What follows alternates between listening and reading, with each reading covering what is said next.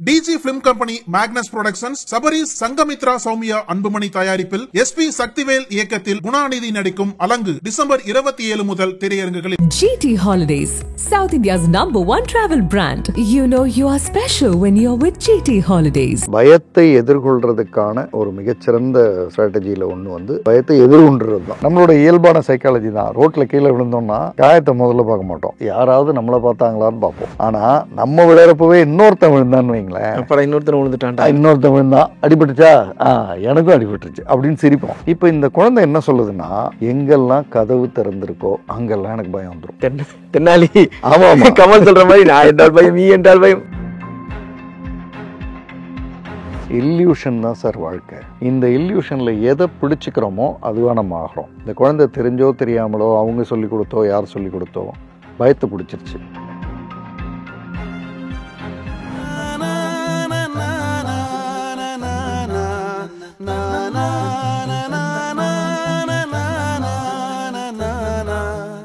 நக்கிரன் நேயர்களுக்கு வணக்கம்.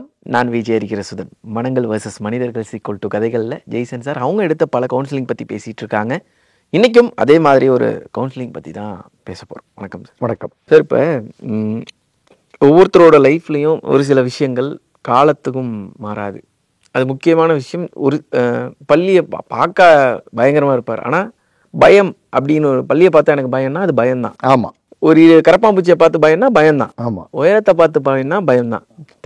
தென்னாலி ஆமா கமல் சொல்ற மாதிரி நான் என்றால் பயம், நீ என்றால் பயம் அப்படிங்கிற மாதிரி அந்த பயம் வரிசையில அந்த பயம் நம்மளை எது வரைக்கும் கொண்டு போய் நம்மளை விடும், அதோட எக்ஸ்ட்ரீம்னா என்ன, அதை சார்ந்து யாராச்சும் உங்கள்கிட்ட வந்திருக்காங்க?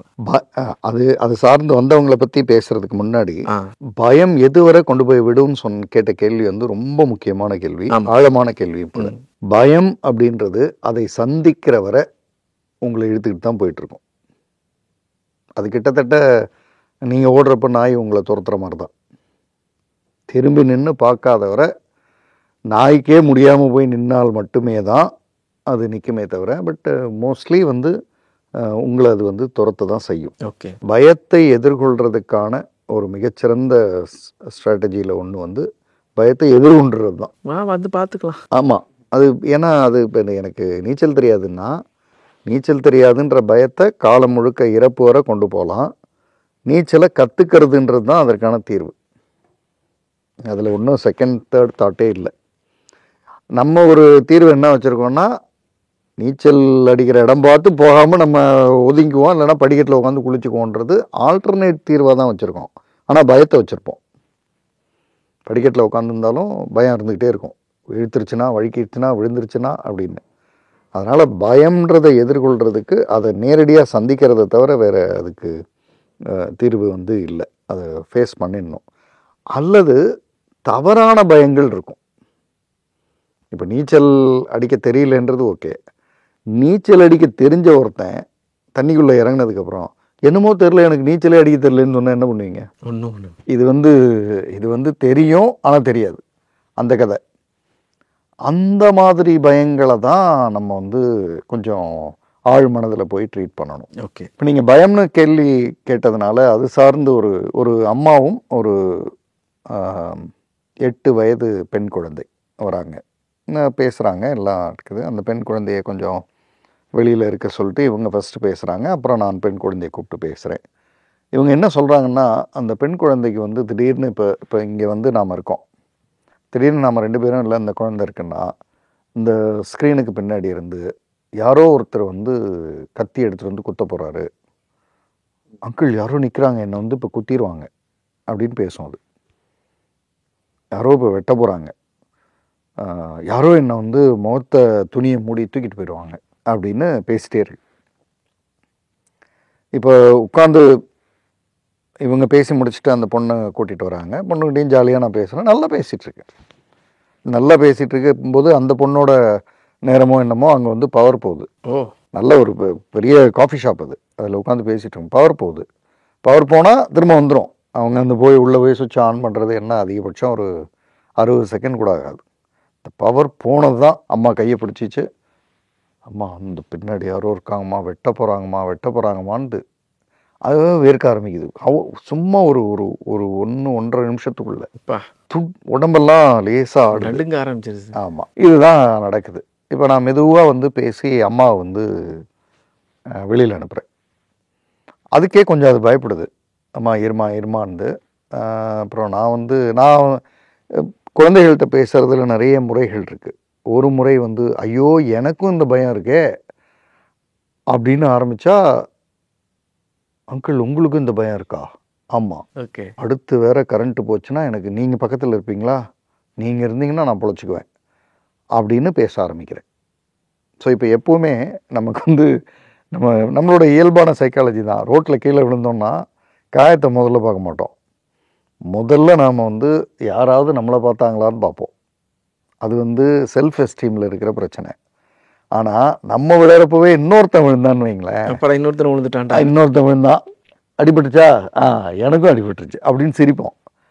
அந்த சைக்காலஜி இருக்குல்ல, அது வந்து மனிதனுக்கு வந்து தன்னுடைய அதாவது எப்பவும் தனித்து விடப்பட்டவன் அல்ல நான், என் கூட இன்னும் ஒரு கூட்டம் இருக்குது, இதே பிரச்சனையோடு இருக்குது அப்படின்னு புரிஞ்சிருச்சுனாலே மனுஷன் வந்து கொஞ்சம் பாதி ஸ்ட்ரென்த்துக்கு வந்துடுவான், ரிலாக்ஸ் ஆகிடும். ஆமாம்.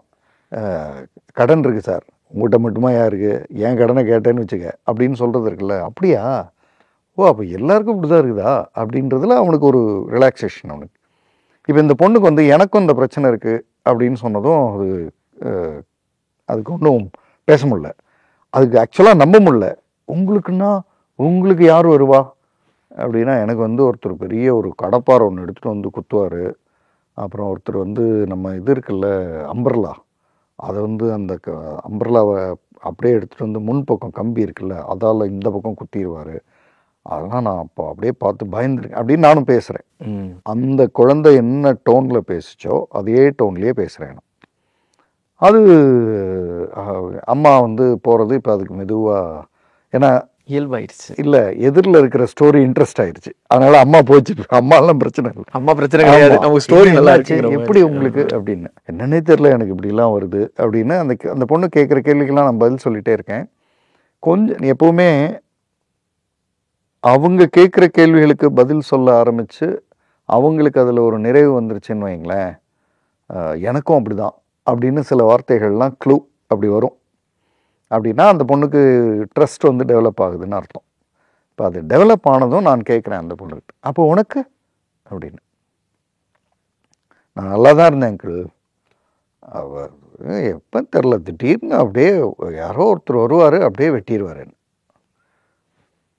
வெட்டிடுவாரா, அப்போ நீங்கள் செத்து போயாச்சா அப்படின்னு நான் பேசுகிறேன். அது சிரிக்குது, நான் எப்படி செத்து போனால் எப்படி பேசுவேன், அப்போ வெட்டி இருந்தால் செத்து போயிருக்கணுமே, வெட்டல அங்கிள், வெட்டிடுவாங்க, அப்படி யாரோ வந்து வெட்ட போகிறாங்கன்ற மாதிரி அப்படின்னு இந்த பேச்சு வந்து போக ஆரம்பிக்குது. பல விஷயங்களை சொல்லுது. காலை பிடிச்சி யாரோ தரன்னு இழுத்துட்டு போனாங்க, அப்புறம் என்னை அப்படியே பிடிச்சி தூக்கி செவுத்தில் கொண்டு போய் என் தலையை அடிப்பாங்க. அதாவது நாம் நினச்சே பார்க்க முடியாததெல்லாம் அது பேசுது. எனக்கு வந்து ஓகே, இது எங்கேயோ இதனுடைய ஆரம்ப புள்ளி வேறு ஒன்று இருக்கணும்ல, அதனால் அதை நோக்கி நான் நகர்றேன். ஸோ இது எப்போ இருந்து அப்படின்னா, அவங்க அம்மாவுக்கு கிட்ட கேட்டப்போ தெரில சார், அவள் திடீர்னு இப்படி பண்ணுறா அப்படின்ட்டு. இவங்க பொண்ணுக்கிட்ட கேட்டால் எனக்கு தெரில, எப்போன்னெலாம் தெரிலன்னு. இப்போது பொதுவாக வந்து டைம்லைன் மெத்தடுன்னு சொல்லுவாங்க டெக்னிக்கலாக. 2 மாதத்துக்கு முன்னாடி தானே, இல்லை போன வருஷத்துலேருந்தே. இப்போ வந்து டிசம்பர், அப்போ போன டிசம்பர்லேருந்து இல்லையே, போன என் பர்த்டேக்கு முன்னாடி இருந்தே அப்படின்னு நான் கொஞ்சம் கொஞ்சமாக அதை இழுத்துட்டு போனால் அந்த பொண்ணுக்கு இப்போ ஞாபகம் வந்துருச்சு அப்படின்னு. அதுக்கு ஞாபகம் வந்துருச்சுன்னு சொன்னதே பயங்கர ஸ்ட்ரென்த். அது முகம்லாம் பிரகாசமாயிடுது. ஏன்னா இது ஏன் வந்ததுன்ற கேள்வியை எத்தனையோ பேர் கேட்டிருப்பாங்க. அப்பா கேட்டிருப்பாரு, தாத்தா கேட்டிருப்பாரு, எல்லாருக்கும் அது தெரிலன்னு தானே சொல்லியிருக்கோம். இப்போ கண்டுபிடிக்குது அது ஏன் வந்திருக்குன்னா, இவங்க வந்து ஒரு அப்பார்ட்மெண்ட்டில் வசிக்கிறாங்க. இந்த அப்பார்ட்மெண்ட்டில் ஏதோ பொருள் காணாமல் போகுது, யாரோ வந்து திருடிட்டு போகிறாங்க. இந்த யாரோ வந்து திருடிட்டு போகிறது இருக்குல்ல, அதை வந்து ஃபஸ்ட் இன்சிடெண்ட்டு. செகண்ட் இன்சிடெண்ட் வந்து இந்த ஒரு குழந்தை காணாமல் போய் அப்புறம் கண்டுபிடிச்சி கூப்பிட்டு வந்துடுறாங்க. இந்த குழந்தை காணாமல் போனது வந்து அப்பார்ட்மெண்ட்டுக்கு வீட்டுக்குள்ளே இருக்கிறப்ப காணாமல் போக கேட்டட் கம்யூனிட்டியில் வாய்ப்பு இல்லை. வெளியில் இப்படி போய் விளையாடிட்டு இல்லை இந்த அது வரை போயிட்டு வரோம்லாம் வருவாங்கல்ல, அந்த மாதிரி போயிட்டு வரும்போது யாரோ கூட்டிகிட்டு போயிட்டாங்க அந்த குழந்தையன்னு கேமராவில் பார்த்து அப்புறம் பிடிச்சி என்னமோ பண்ணி கூட்டிகிட்டு வந்துட்டாங்க. இதை இந்த பேரண்ட்ஸு எப்போ ஒரு 1.5 வருஷத்துக்கு முன்னாடி இந்த பேரண்ட்ஸ் இந்த குழந்தைக்கு புரிய வைக்கிறதுக்காக, நம்ம வீடு கதவு திறந்திருந்தா வேற யாரோ உள்ளே வந்துட்டாங்கன்னு அர்த்தம். அப்பா அம்மா ஆஃபீஸ்லேருந்து இந்த டைமுக்கு தான் வருவோம். அதுக்கு முன்னாடி நீ வந்திருந்தீன்னா கதவு லேசாக திறந்துருந்ததுன்னா வேறு யாரோ இருக்காங்க, அதனால் நீ உள்ளே போகக்கூடாது. போய் பக்கத்தில் இருக்கிற அங்கிள் ஆண்டி யாரையாவது கூப்பிட்டு கதவு திறந்துருக்கு அப்படின்னு சொல்லணும். ஏன்னா இதுக்கிட்ட கீ இருக்கும், கீழே ஒரு சின்ன கீ இருக்கும், அதை கொண்டு வந்து தான் திறக்கணும். அது ஒன்று. அப்புறம் நீ வெளியில் போகும்போது யாராவது உனக்கு பின்பக்கமாக இருந்து உங்ககிட்ட பேச ஆரம்பித்தாங்கன்னா நீ ஜாக்கிரதையாயிடணும். நீ நேராக ஓடி பார்க் பக்கம் ஓடி செக்யூரிட்டி அங்கிள்கிட்ட சொல்லிடணும் அப்படின்னு போகிற போக்கில் பேசியிருக்காங்க. ஏன்னா ஒருத்தன் திருட வந்தவன் வீட்டுக்குள்ளே வந்திருந்தா கதவை கரெக்டாக மூடி இருக்க மாட்டான். அப்படியே மூடி இருந்தாலும் இந்த பொண்ணு போய் திறக்கிறதுக்கு முயற்சி பண்ணி அவன் உள்ளே இருந்து திறந்து இதெல்லாம் எதுவும் நடந்துடக்கூடாதுன்னு அவங்க ஏதோ நினச்சி சொல்லியிருக்காங்க. இதை சொன்னது பேரண்ட்ஸ் தான், ஆனால் பேரண்ட்ஸுக்கே ஞாபகம் இல்லை. ஓகே, நம்ம பல விஷயங்கள் பேசுகிறோம் குழந்தைகிட்ட, ஆனால் இதுக்கான ஆரம்ப புள்ளி அதுவாக தான் இருக்குன்னு எப்படி தெரியும்? கரெக்ட். ஸோ இது முதல்ல ஃபஸ்ட்டு ரெவலேஷன், இதை கண்டுபிடிக்கிறோம். இப்போ இந்த குழந்தை என்ன சொல்லுதுன்னா, எங்கெல்லாம் கதவு திறந்திருக்கோ அங்கெல்லாம் எனக்கு பயம் வந்துடும், உள்ளே யாரோ திருடுறாங்க அப்படின்னு ஸ்டோர் ஆகிருக்குது. அப்புறம் எங்கெல்லாம் யாராவது பின்னாடி வராங்களோ அவங்கெல்லாம் என்னை கடத்திட்டு போகிறாங்க அப்படின்னு வந்துடும். இந்த பின்னாடி வர்றதுன்றதை இவங்க இன்னும் கொஞ்சம், அதாவது பேரண்ட்ஸ் தப்பு பண்ணியிருக்காங்கன்னு கூட சொல்லுவேன். ஒரு அந்த சிசிடிவி இருக்கும்ல, அந்த அப்பார்ட்மெண்ட்டில் ஒரு சிசிடிவி இருக்கும்ல, ஆமாம், அதில் யாரோ நடந்து வந்ததை காண்பிச்சு இதோ இப்படி தான் இது மாதிரி தான் நடந்து வருவாங்க பார்த்துக்கோ அப்படின்னு சின்ன குழந்தைகிட்ட சொன்னால் அது யார் நடந்து வந்தாலும் அது நம்மளை தூக்கிட்டு போகிறதுக்கு தான் வரானோ என்னமோ தான் நினைக்கும். கண்டிப்பாக நடப்பான். இதுதான் இந்த குழந்தையோட பிரச்சனை, அதாவது வேறு தான். இப்போ ட்ரீட்மெண்ட் ஆரம்பிக்கணும். இப்போ கதவு திறந்திருக்கிறது அப்படின்றது கதவு திறந்திருந்தா நம்ம அலர்ட் ஆகணுன்றது ஓரளவுக்கு கரெக்டு. அதாவது அப்பா அம்மா இல்லை, நம்மக்கிட்ட தான் சாவி இருக்குது, ஆனால் கதவு திறந்திருந்தா உள்ளே யாரோ இருக்காங்க அப்படின்றது. ஆக்சுவலாக அப்படி இருக்காது. ஒருத்தன் திருட வந்தால் கூட கதவு திறந்து போட்டு போக மாட்டான், அவன் உள்ளே லாக் பண்ணி தான் இருப்பான். ஆமாம். அப்போ நான் என்ன சொல்கிறேன்னா, நம்ம திருடன் வந்துட்டான் உள்ளே இருந்தான்னா எப்போவுமே லாக் பண்ணி தான் இருப்பாங்க, கதவெல்லாம் திறந்து வச்சுட்டுலாம் இருக்க மாட்டாங்க.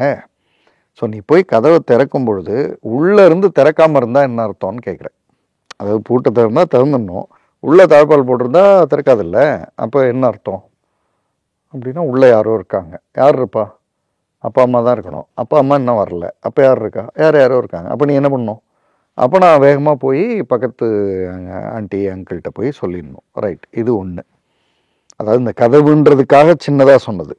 இப்போது ஸ்க்ரீனுக்கு பின்னாடி யாராவது ஒளிஞ்சிக்கிட்டு, இதெல்லாம் இந்த குழந்தை சினிமா பார்க்குது இல்லை, அதுலேருந்து ஆட் ஆயிருக்கு. இந்த கத்தியால் குத்துறது, தரத்தரன்னு இழுத்துட்டு போகிறது, பேய் படம் ஏதாவது பார்த்ததுல இப்படியெல்லாம் ஏதோ ஆட் ஆயிருக்கு.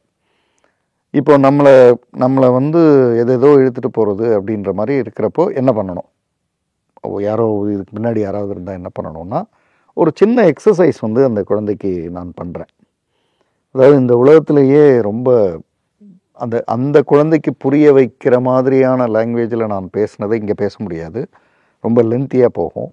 நான் ரொம்ப ஷார்ட்டாக சொல்லணும்னு நினைக்கிறேன். இந்த பூமி தான் நமக்கு மிகப்பெரிய எனர்ஜியை கொடுக்கறது. அதாவது நம்ம கால் பூமியில் தொட்டுக்கிட்டு இருக்கிற வரை we feel something safe. உங்களால் டக்குன்னு இமேஜின் பண்ண முடியுதா? இப்போது கால் பூமியில் படலை, பூமி பாட்டுக்கு தனியாக நகர ஆரம்பிக்குது அப்படின்னா உங்களால் அதை நம்ம இந்த என்டையர் எதுவுமே ஒரு மாதிரி ஆயிரும். ஏன்னா பூமி நகருதுனாலே நம்ம அதை நிலச்சரிவு அது இதெல்லாம் ஏதோ அது என்ன பூகம்பம் அதெல்லாம் நிலநடுக்கம் அதெல்லாம் சொல்கிறோம். அந்த மாதிரி நடந்தாலே போச்சு, ஏன்னா அடிப்படை அதுதான். அதில் உங்களால் காலே வைக்க முடியல, கால் வச்சா அங்கங்கே நகருதுன்னா நீங்கள் அவ்வளோதான், அடிப்படை போயிடும்.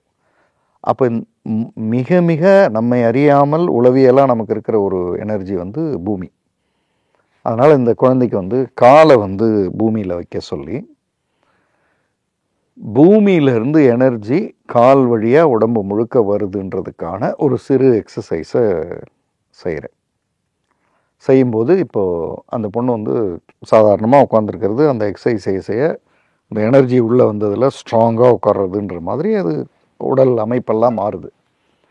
இப்போ யாராவது ஒன்று வந்து இப்போ இழுக்க போகிறாங்கன்னா என்ன நடக்கும் அப்படின்னா, இழுக்க முடியாது அங்கிள், கால் வந்து பூமியோட நல்லா டச்சில் இருக்குது, இழுக்கவே முடியாது, பயங்கர ஸ்ட்ரென்த்தில் இருக்கேன் அப்படின்னு பேசுது. ஓகே. இப்போ யாராவது ஒன்றை வந்து வெட்ட வந்தாங்கன்னா, பூமி எனர்ஜி ஃபுல்லாக இருக்கு, ஒரு குத்து விட்டேன்னா அவன் போய் விழுந்துருவான் எங்கேயோ அப்படிலாம். அது அது அது இயல்பு தான், அதை வர வைக்கிறதுக்கு தான் அதை பேசுகிறதே. கரெக்ட். அது எங்கேருந்து எங்கே கொண்டு வந்திருக்கீங்க? ஆமாம், அது ஏன்னா இந்த அதாவது குழந்தைங்களுக்கு வந்து சார், குழந்தைங்களுக்கு வந்து அதை புரிய வைக்கிறது தான் ரொம்ப முக்கியம். இப்போ பெரியவங்களுக்குனா நீங்கள் வந்து டெக்னிக்கலாக சில விஷயங்களை சொல்லிடலாம். குழந்தைங்களுக்கு வந்து பிரச்சனையும் தீரணும், பிரச்சனையை எப்படி தீர்த்தோன்றதும் தெரியக்கூடாது, ஆனால் அவங்களுக்கு புரிகிற மொழியில் இருக்கணும். அப்படி தான் இது நடந்துச்சு. அப்போ இந்த கால் வழியாக அந்த எனர்ஜி அப்படின்னும் போது நான் இப்போது இது முடிஞ்சிருச்சு, இந்த எக்ஸசைஸ் முடிஞ்சிருச்சு. இப்போ அதே இடத்துல தான் உட்காந்துருக்கோம். அவங்க அம்மா வர சொல்லியாச்சு. அவங்க அம்மா வந்து பின்னாடி நிற்க சொன்னேன். உனக்கு பின்னாடி வேற யாரோ நிற்கிறாங்களே அப்படின்னு நான் ஆரம்பிக்கிறேன். யார் நின்னா என்ன ஒன்றும் பண்ண முடியாது, முன்னாடி வந்து உட்கார சொல்லுங்க அப்படின்னு. அவங்க அம்மா தான், ஓ எங்கள் அம்மா தானா அப்படின்து. அடுத்ததாக நாங்கள் பேசிகிட்டு இருக்கிற இடத்துல, இப்போ பவர் போச்சுன்னா இங்கே யாராவது வந்து வேற கத்தியால் குத்திடுவாங்களே அப்படின்னு. அங்கிள் என்கிட்ட ஒரு அடி வாங்கி பார்க்குறீங்களா அப்படின்னு. அதாவது இல்யூஷன் தான் சார் வாழ்க்கை. இந்த இல்யூஷனில் வந்து அதாவது நாம் எதை நம்புகிறோமோ அதுவாக ஆகிறோம். இப்போ எதை நம்புகிறோன்றது இல்யூஷன். எதை வேணாலும் நம்பலாம். நான் வீணாக போனவேன்னா வீணாக போகிறோம், நான் நல்லவனா நல்லவன், நான் வந்து பெரிய பணக்காரனாவேன், 20 வருஷம் கழிச்சு ஆயிடுறான். என்ன சார், நான் மட்டும் சார் என்ன முயற்சி எடுத்தாலும் லாஸாக தான் சார் அவன் அப்படின்னு ஒருத்தன், அவன் லாஸாகவே ஆகிட்டுருப்பான். இந்த இல்யூஷன் இருக்குல்ல, இந்த இல்யூஷனில் எதை பிடிச்சிக்கிறோமோ அதுவாக நம்ம ஆகிறோம். இந்த குழந்தை தெரிஞ்சோ தெரியாமலோ, அவங்க சொல்லி கொடுத்தோ யார் சொல்லி கொடுத்தோ பயத்தை பிடிச்சிருச்சு. கண்டிப்பாக. இப்போ பயத்திலேருந்து அந்த குழந்தைக்கு பூமியில் இருக்கிற எனர்ஜியை பிடிக்க வச்சுட்டா, இதை விட்டுட்டு இப்போ இதை ஸ்ட்ராங்காக வச்சிட்ருக்கு. ஒரு 6 மாதம் கழித்து அந்த குழந்தைகிட்ட திரும்ப பேச வேண்டிய சூழல் வருது.